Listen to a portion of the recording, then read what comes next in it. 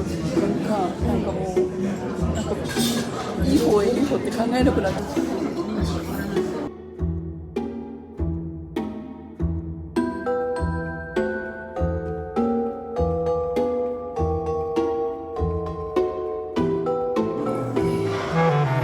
ニューズメントカンパチ。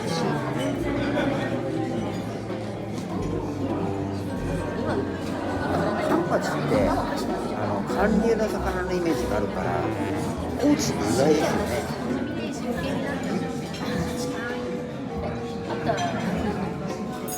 じゃあいただきましょう。マーラーさん宣伝してあげてくださいね。よかったら。これも美味しい。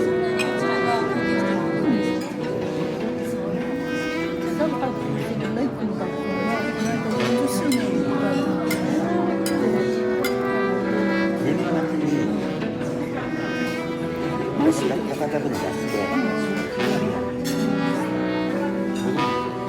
新生姜の玉ねぎで炊き上げました。パンください。はい、わかりました。はい。乗せてくれるかもしれない。オーダーで追加オーダーでさコロッケ頼むとかないからさ、これ美味しそう。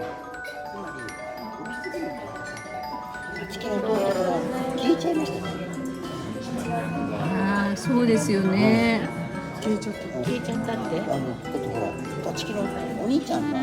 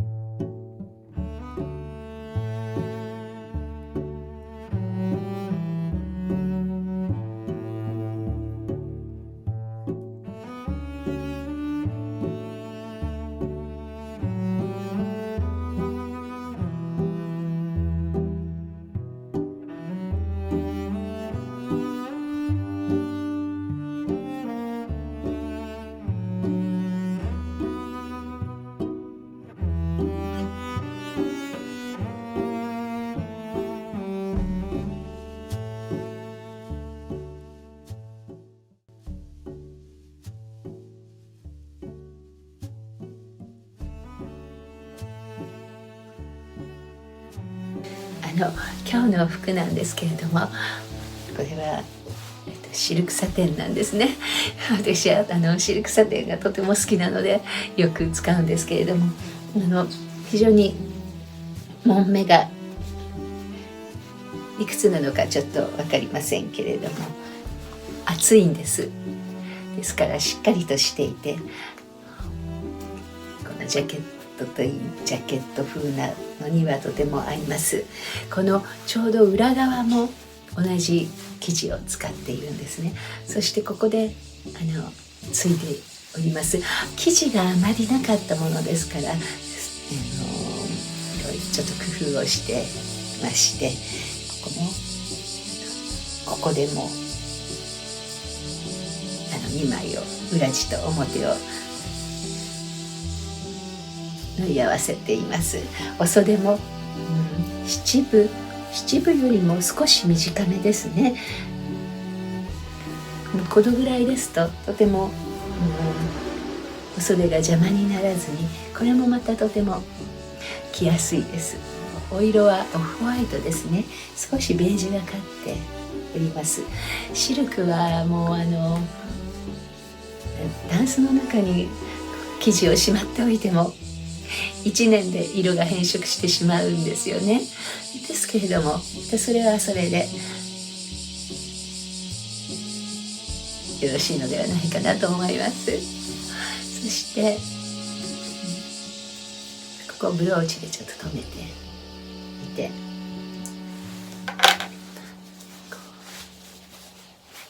先ほども中はサンドレスって言いますかになっております。こんな風にちょっと羽織っていただいてもいいですし、これはやはり先ほど申しましたように生地が少なめだったものですから、ここの肩のここはもう少し濃いベージュ、少しこちらはベージュのでこんな風にしてみました。こ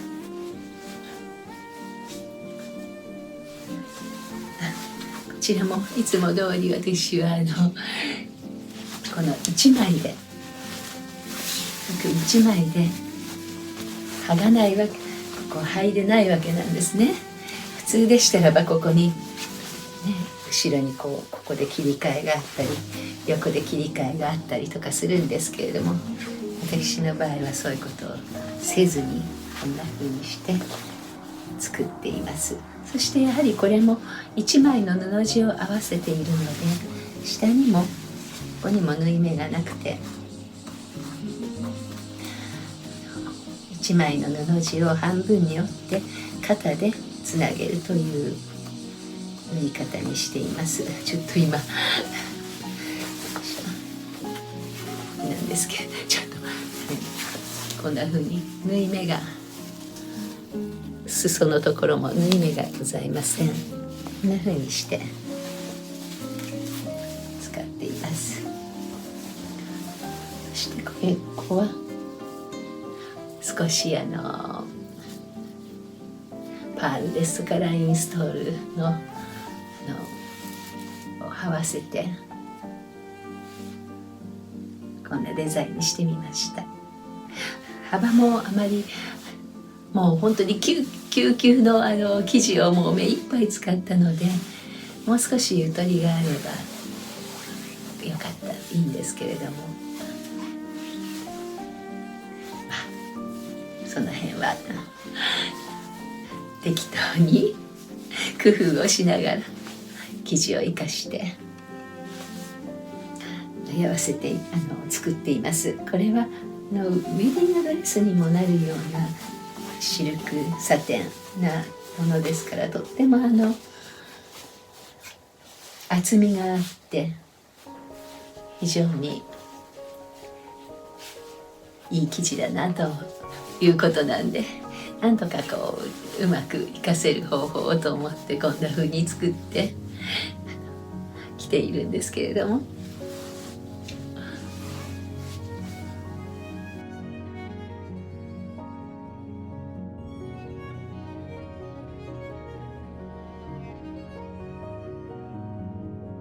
夏はお花が持たないんですけれども、それでもやはりちょっとお花を飾って気分転換をしたいなと思いまして、花市場に行ってまいりました。なるべくこの時期ですから持つお花をと思って選んだんですけれども、なかなか選べなくて、やっと1時間半ぐらいうろうろしてそしてようやく買って帰ってきたんですけれども、これから行けてお部屋をちょっと息づかせたいと思います。このお花はチューベローズと言います。とってもこの濃厚なと言いますか、芳香が、香りが強くて、お部屋中この香りが充満しています。なんて言ったらいいんでしょうね、このお花の香り。それからこちらは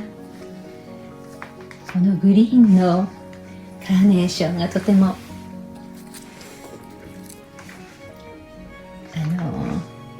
淡いグリーンのお色味がいいなと思って求めたんですけれども、可愛らしいですね。それからこちらはシンガポールから来た、日本にやってきたランですね。長旅でと疲れていますね。でもランはとても丈夫なお花ですから、それでは早速生けていきたいと思います。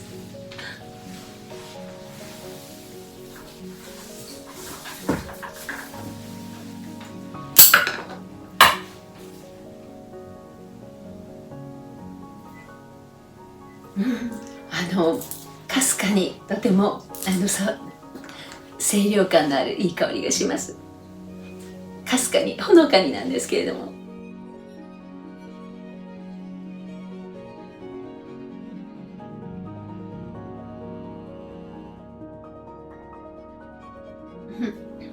お花を生けるのっていうのは無言の花との語らいをしているわけなんですけれども、このなんか無心な気持ちで生けるこの時間というのは本当にかけがえのない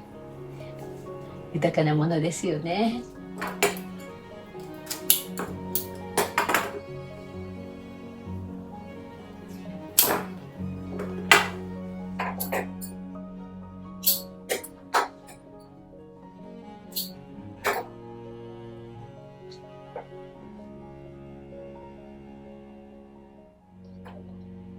真っ白だとちょっと寂しい感じっていうんでしょうか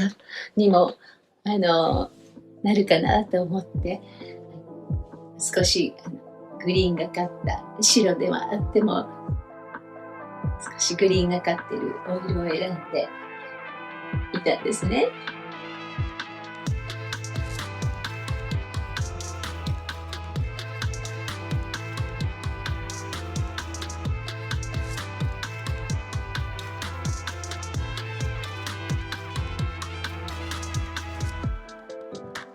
それではシンガポールからやってきたバーサブラガも入れていきましょう。もうこのまんまが一番何もしないこのままがなんかね一番いいような素敵なような気もするんですけれどもね。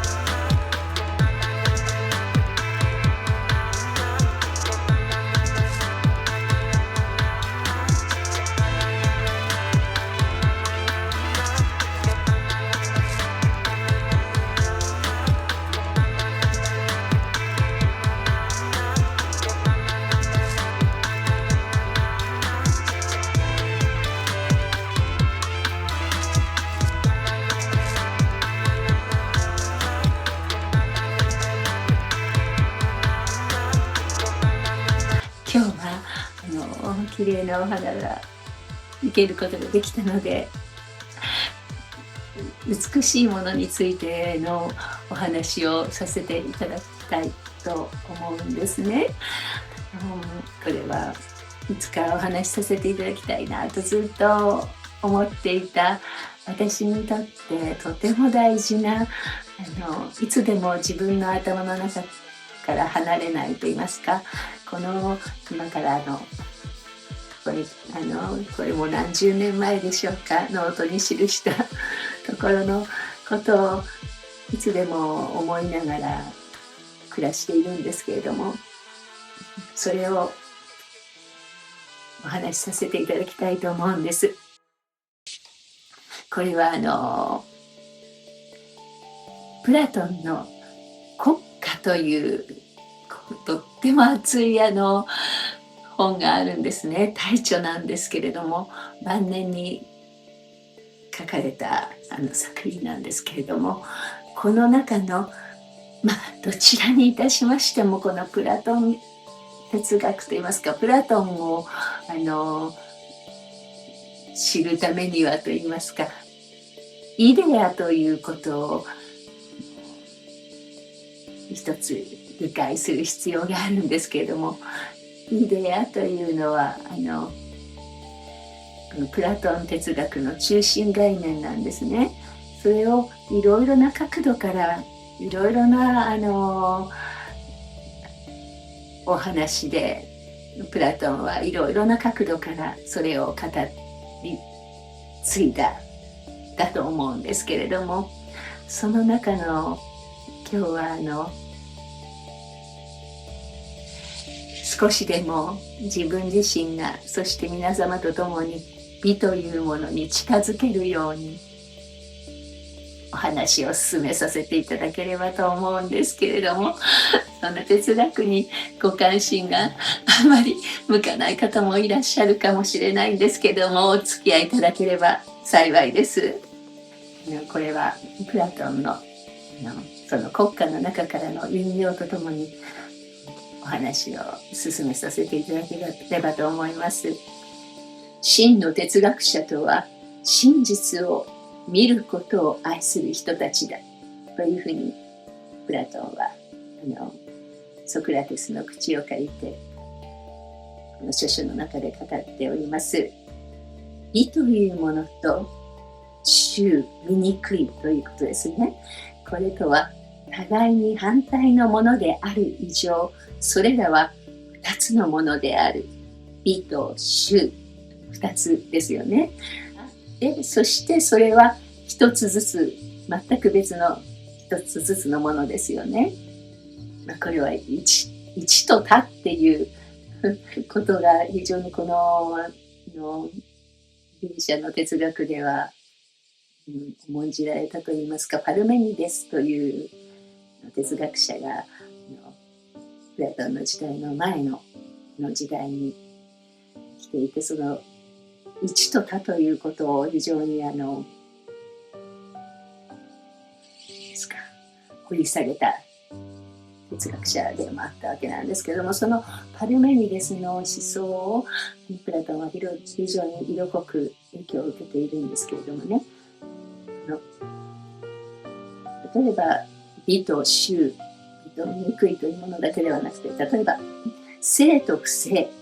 というものとか善と悪という、これら全てはについてもこの同じことが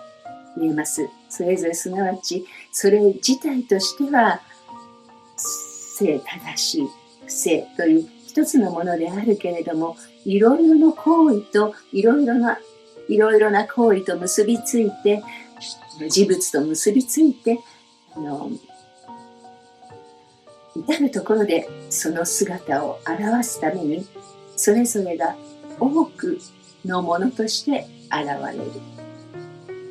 と言っているんですね。これは例えば正しい行為、正しい書類とか正しい行いとか、正しいという一つのことなんですけど、それがいろんなものと結びついて多くのものを正しいという形容詞がつくことによって、たくさんの正しいものというのは存在するわけですよね。でも正しいというもの自体は一個ですよね。じゃあその正しいとは一体何なのか、そのいろんなものについてそのもの自体を正しくさせている、その正しいということは一体何かっていう、そういうふうにですから美についてでも善についても悪にしても、それを突き詰めていくわけなんですけども、そのもの自体ですよね。それがいろんなものに形容されてじゃなくて、なんかも繰り返してしまいますけども、正しいという性ということは、じゃあそれは一体何なんだ、それはたった一つ、その一つは何なのかという、それが性、正しいのイデアであるっていうことなんですね。ですけど、美しいものだったら、美しい美というもののイデア、その本質というもの、本当の真理というもの、がいろんな物事に付属してくっついて、美というものは数多くあるわけですけれども、じゃあその美というもの、それ自体の本質は何なのかというのが美のイデアであって、その美のイデアというものは何かということを突き止めるものこそ哲学者である、真の哲学者であるというと、プラトンはこのイデアというイデア論というのがプラトンの中心概念になっているんですよね。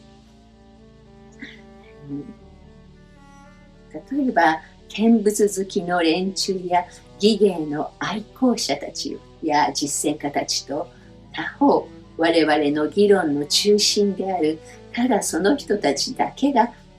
正確に哲学者と呼ばれるところの者たちと区別するのだ。一方の人たちはいろいろなものを聞いたり見たりすることの好きな人たちは、美しい声とか美しい色とか美しい形とか、まだ全てこの種のものによって形作られた作品に愛着を寄せるけれども、美そのものの本性を見極めてこれに愛着を寄せるということは彼らの精神にはできないのだ。他方、美そのものにまで到達してこれをそれ自体として見ることのできるものはあれにしかいないのではないか。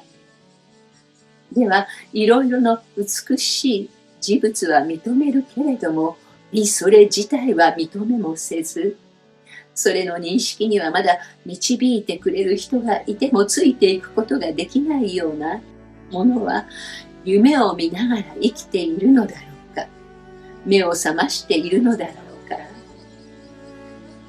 一体夢を見ているということはこういうことではないだろうか。つまりそれは眠っている時であろうと起きている時であろうと、何かに似ているものをそのままに似姿であると考えずに、それが似ているところの当の実物であると思い違いをすることではないだろうか。今言った人たちは反対に美そのものが確実にあることを信じ、それ自体とそれを分け持っているものと共に見て取る能力を持っていて、分け持っているものの方を元のもの自体であると考えたり、逆に元のもの自体をそれを分け持っているものであると考えたりしないような人、このような人の方は目を覚まして生きているというのだろうか。夢を見ながら生きているのだろうか。そのような人は本当に知っている人であるから、我々はその精神のあり方を知識、エピステーメ、知識とか真実のことですね。その精神のあり方をエピステーメ、知識であるというのが正しいのではないか。これに対して他方の人は思惑しているに過ぎないのだから、その精神のあり方をドクサ、思惑と呼ぶのが正しいのではないか。思惑、ドクサということは思い込んでいる、思い込みしているということですよね。この七面倒くさいような、なんですか、頭が混乱するような言葉の後にとても理解しやすいことが書かれているので、そこをちょっと引用してみたいと思いますね。多くの美しいものの中に醜く現れることの決してないようなものが果たして一つでもあるだろうか。数々の正しいものの中に決して不正に見えることのないようなものが一つでもあるだろうか。数々の敬虔なものの中に決して不敬虔に見えることのないようなものが一つでもあるだろうか。多くの2倍の分量のものはどうだろう。それらは2倍のものであるとともに半分のものであるともみなされることは絶対にないだろうか。さらには大きいとか小さいとか軽いとか重いとか呼ばれるものにしても、それと反対の呼ばれ方をされることがしてないとは言えない。それはどういうことかと申しますと、ここからがちょっと楽しいと言いますか、すごくわかりやすいところなんですね。男であって男でないもの、遠人、虚勢された男ですね。が、木であって木でないもの、足の茎のことですね。木であって木でないものの上に止まっている鳥であって鳥でないもの、コウモリを見て見ずに、見てよく見ないで、石であって石でないもの、軽石を投げつけて投げつけなかった。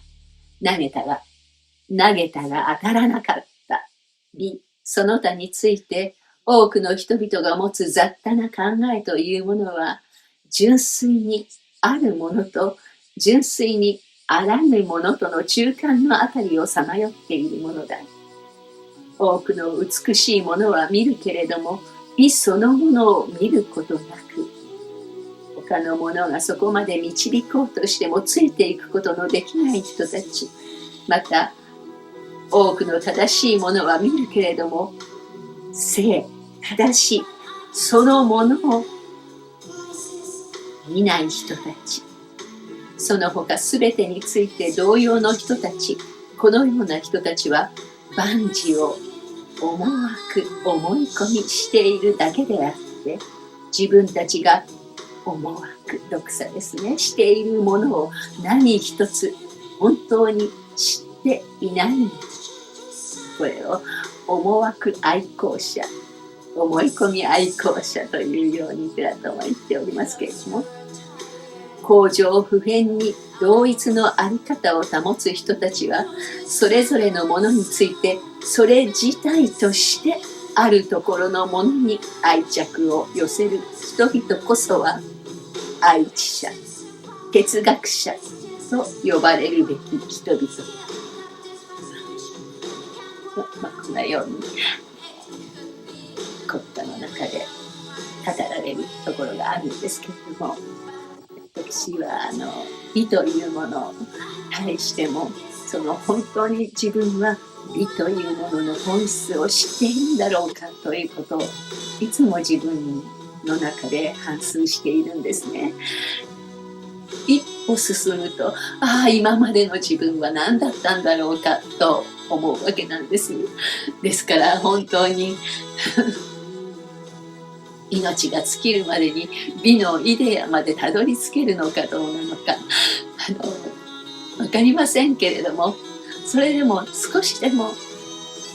当に美しいということは何なんだろうかというようなことを、それは見かけの今日は美しい花を飾ったのでこんなお話をさせていただこうと、いつかお話しさせていただこうと自分の中で温めていたようなところをご紹介させていただいたんですけれども、そうした美しい花のその本質というものですよね。見た目も美しいんですけども、でもなぜこの花が美しいのか、その花の美しさの本性といいますか、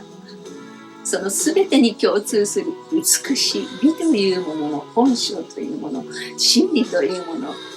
それを探求し続けていきたいなというように、自分は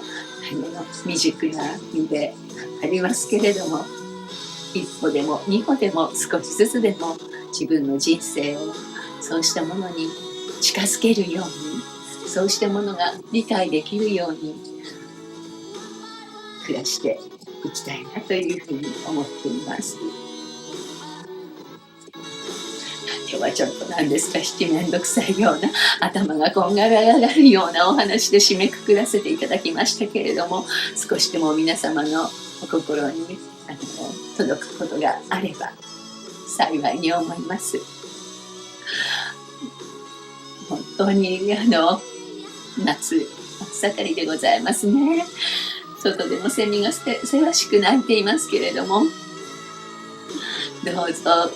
楽しい素敵な、そして爽やかな夏をお過ごしいただければと思います。それではまた次回皆様とお目にかかりたいと思います。本日も最後までお付き合いくださいましてありがとうございました。